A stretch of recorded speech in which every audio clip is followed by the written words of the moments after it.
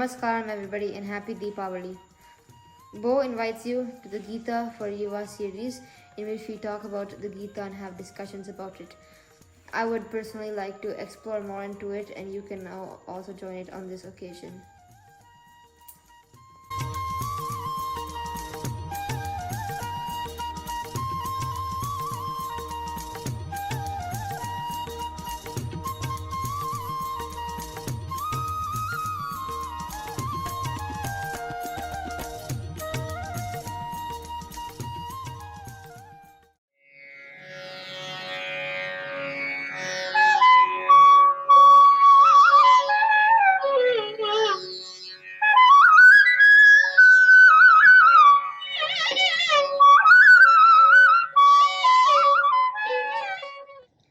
Namaskaram everybody. Welcome back to BHOYuva Sadhas. Today we are going to continue with chapter 15 of the Bhagavad Gita, the Purushottama Yoga, the Yoga of the Supreme Spirit.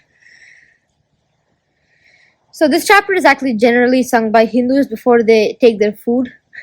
Paramatma Purushottama, Kshara Purusha, which is the matter, the Kshetra, the perishable, and the Akshara Purusha, the spirit, the Kshetragnya, the imperishable. If you want to know the difference between Kshetra and Kshetragnya, you can go and see the other last videos where I've explained about them in the previous chapters. So Krishna says, from what I've told you so far, right, you would have gathered that this world is perishable, changing, false, unreal, basically a delusion, a maya in Sanskrit. A mortal being a mixture of imperfect matter and the perfect spirit. Again, if you want to know more about this mix, the mix between the supreme ideal spirit and the prakriti, you can also see the chapter 14 and chapter 13 videos. So he says that the human, the mortal being this, has evil as well as good instincts. The good instincts are what propel him towards God, while his bad instincts drag him down into that mire of worldly existence. They bring him down into that maya. The alluring objects beckon him from all sides, he's saying.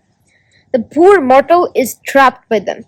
The three gunas, as I said before, sattva, rajas, and tamas, also contribute their share to his downfall and get him more and caught up in this cycle of life and death in the Maya world.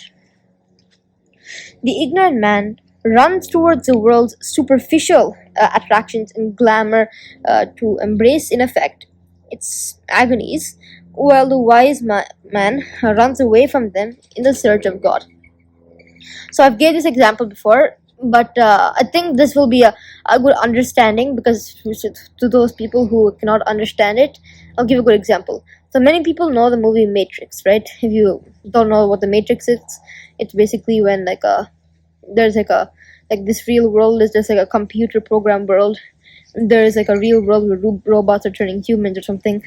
But the point of that, okay, is that there's a villain, and some of those villains actually just stay in that Maya world, into the coded world, the fake world, and try to enjoy those luxuries, while the protagonist, the main character, tries to get out of that Maya into the real abode and try to defeat the robots. Well, the robots is a separate case, but that Maya world, like the fake coded world in terms of Maya, that should be a good explanation if you're familiar with the movie. The world can be figuratively spoken of as a people tree, Ashwata, which can be cut down by the act of a steady and firm non-attachment. The only way to escape from this miserable existence to a world of peace and happiness is to cultivate a detachment by watching closely and recognizing fully the imperfections of the world of gratifications. A deep study of the Vedas, Krishna says, gives a clear vision of the life here and the life, the afterworld thereafter.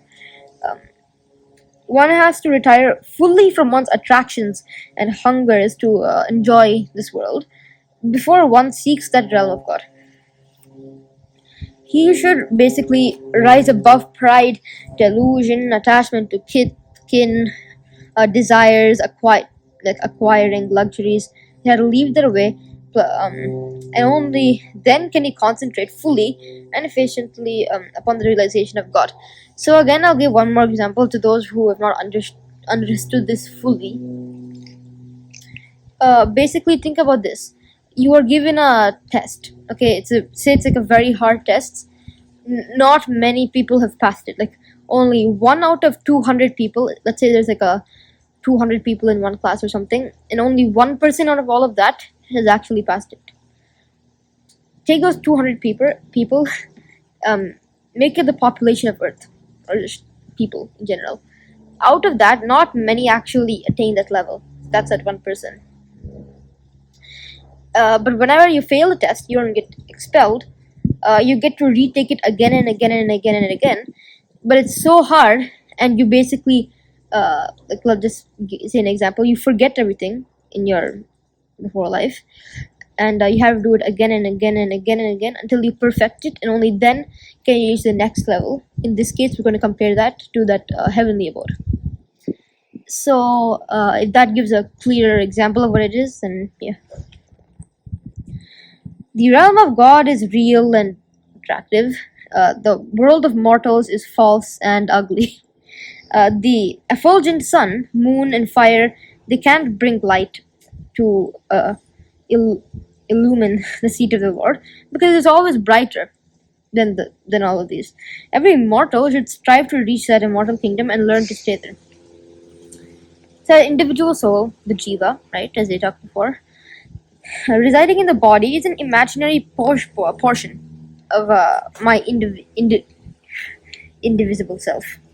It tracks to itself all the 5 organs of perception and the mind, and with these it enjoys these worlds of objects.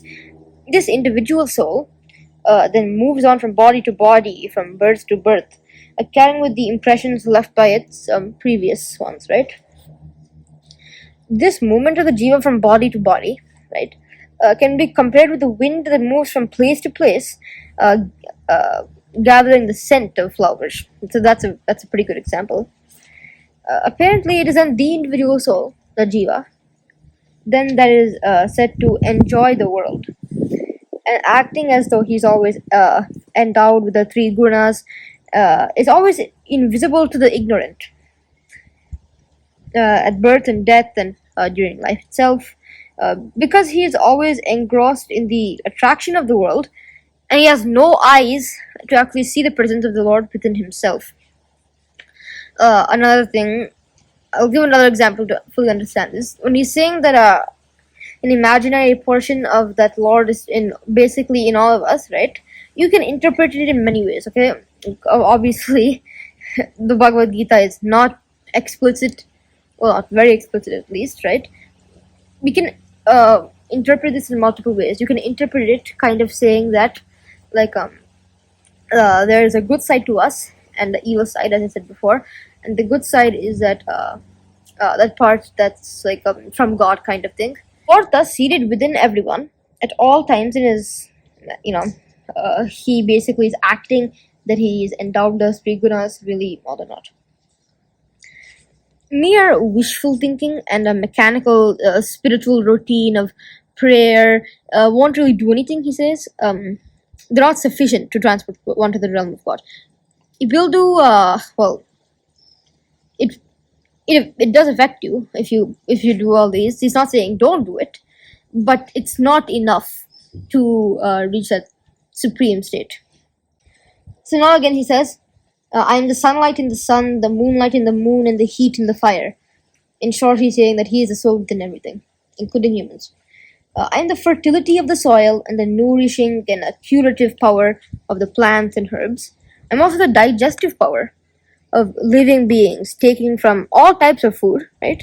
The nourishing part and even throwing away, ejecting the unwanted part. He says, in the world you will see my 2 forms. One, the kshara, okay, not akshara, I mean literally the kshara, the perishable, the matter, right? And number 2, the akshara, the imperishable, the spirit. Those are the 2 things that you will see. All the perishable objects are my perishable form, right? And the self, the ray of God functioning in us and that life seated in the heart of all is my imperishable form. So like perishable things include like this chair, maybe a few, maybe this table, something like that, something that's an object that will, it's perishable really. Imperishable means like it has a soul, it has a spirit. Even plants and dogs and other animals are still part of that. So he's basically saying that, in a short way, he's saying that his soul, literally his soul, resides in this universe. Literally, it resides in every part of this universe, and he's listing those two parts to it. He goes on to say that this supreme is distinct from these two and is called Paramatma, who pervades and supports all these three worlds, the fields, the three fields of experiences, the waking, dream, and dreamless sleep. I am well known in the Vedas and as Purushottama because I am the best, supreme, highest Uttama. Purusha means man, and Uttama means kind of highest quality, best. So it literally means best man. And above that, perishable man. Now he says that wise man who, ignoring all his enchantments or physical body, which is a good thing, strives to know me as Purushottama, is the one who has fulfilled his mission. So that is chapter 15. Join me in chapter 16, which is Daiva Sura Sampad Vibhaga Yoga, the yoga of divine and devilish estates. द्वाविमौ पुरुषौ लोके क्षरश्चाक्षर एव च क्षरः सर्वाणि भूतानि कुतस्थोऽक्षर उच्यते उत्तमः पुरुषस्त्वन्यः परमात्मेत्युदाहृतः यो लोकत्रयमाविश्य बिभर्त्य व्यय ईश्वरः यस्मात्क्षरमतीतोऽहमक्षरादपि चोत्तमः अतोऽस्मि लोके वेदे च प्रतिथः पुरुषोत्तमः.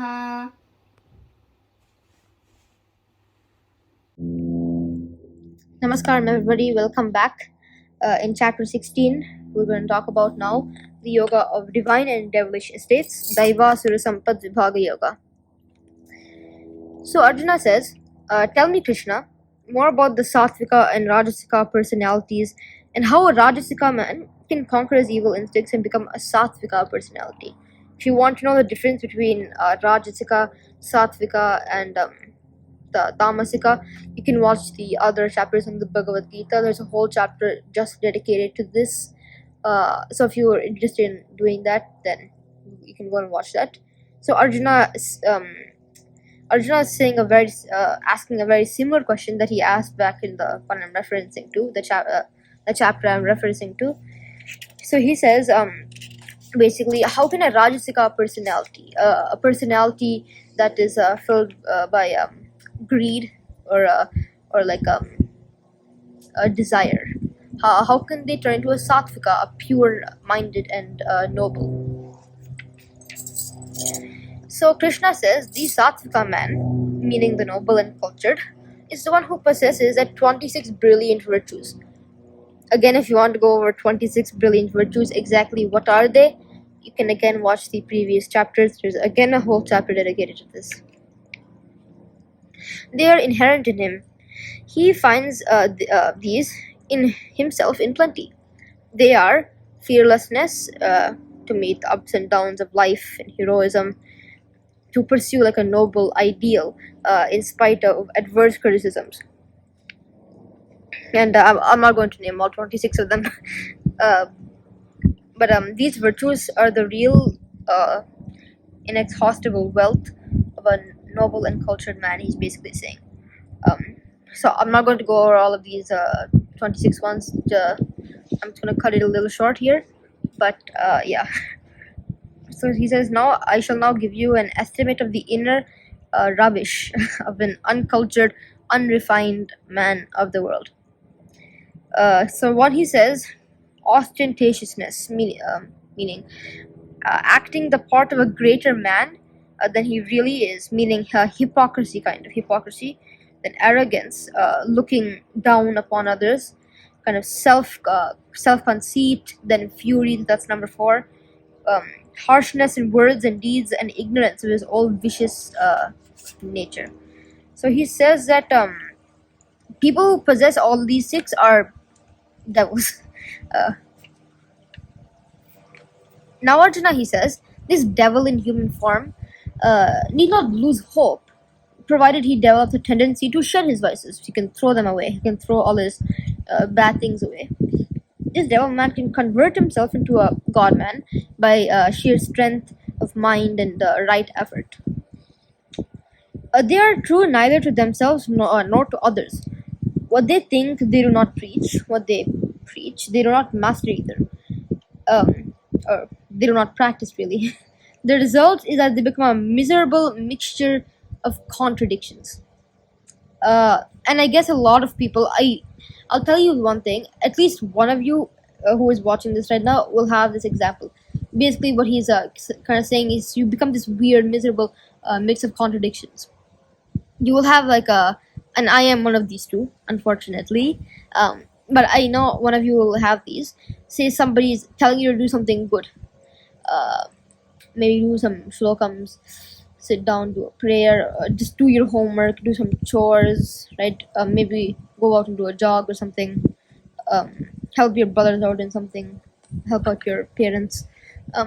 While they are preaching all these things to you themselves, they don't actually follow it. I am unfortunately that type of person. But yeah, that's basically he's saying that people become this weird mix of contradictions. That's what it is. So basically, they fail to see the glory of God in anything in the world, in its creation and destruction. They fail to recognize and refuse to accept the supreme power that supports it. They're blind to the eternal law behind all the systematic changes. They even vehemently deny the very existence of God.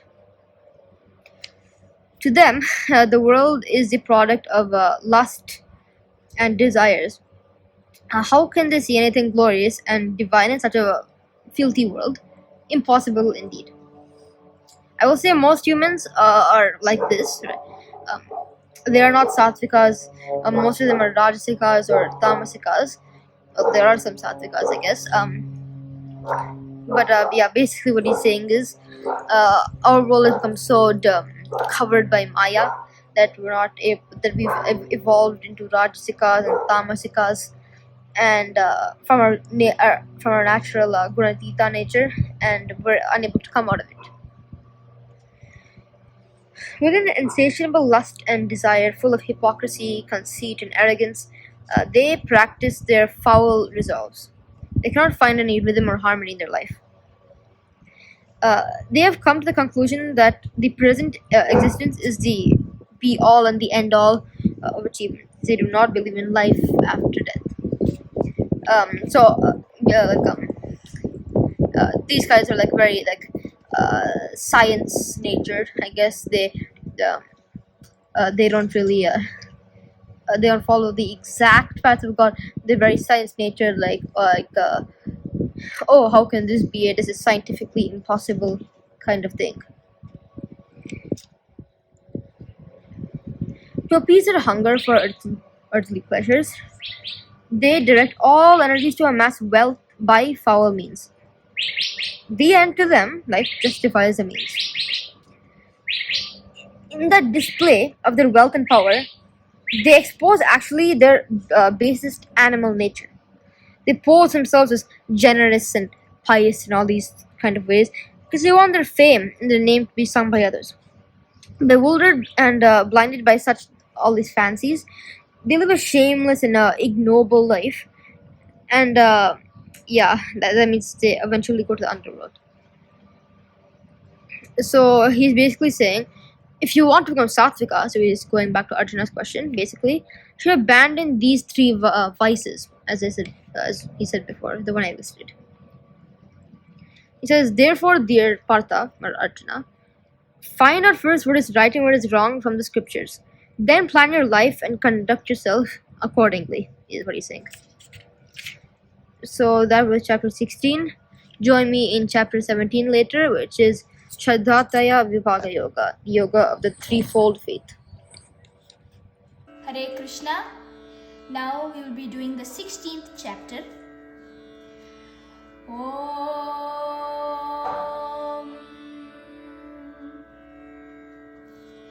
Shodashodhyayah Daivasura Sampadvibhaga Yogaha.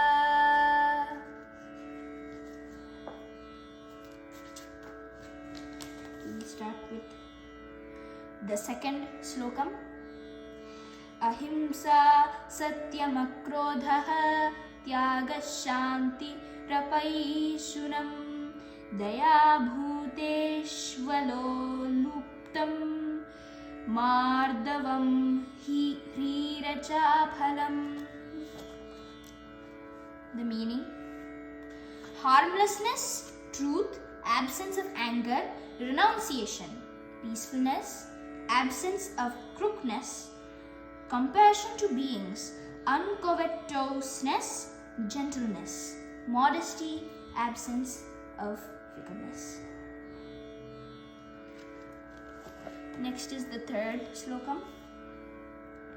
Teja Kshama Dhruti Shaucham Adroho Natimanita Bhavanti Sampadam Deivim Abhijatasya Bharata.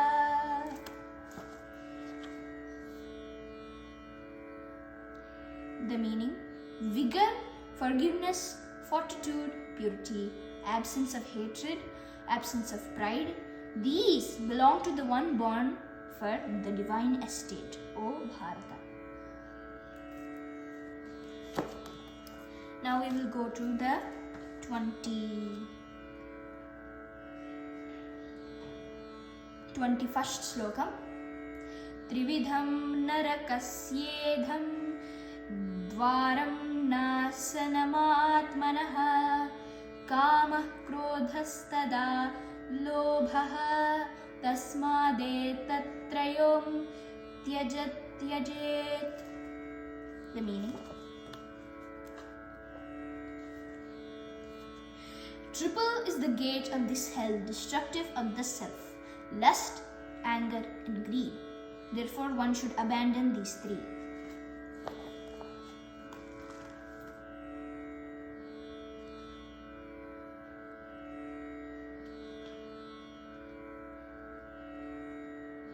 Now we will go to the